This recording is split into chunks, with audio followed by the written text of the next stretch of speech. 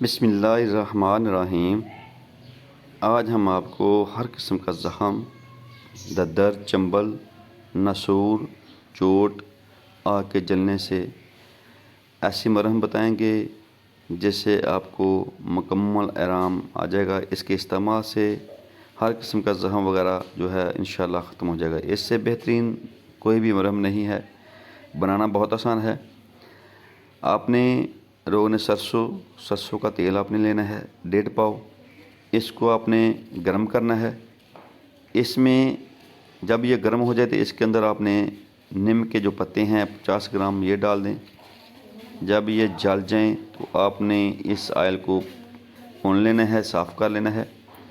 छान कर इसके अंदर आपने मोम, सफ़ेद, मुर्दा संग 5-5 तोले ये मिक्स करके इसको अच्छे तरीके से आपने इसकी मरहम तैयार कर लेनी है। किसी डब्बी में आप इसको संभाल के रखें।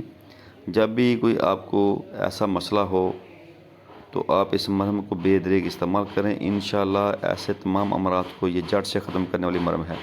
तो दोस्तों, ये थी हमारी आज की टिप्स। अब दीजिए इजाज़त। अस्सलाम वालेकुम व रहमतुल्लाहि व बरकातुहू।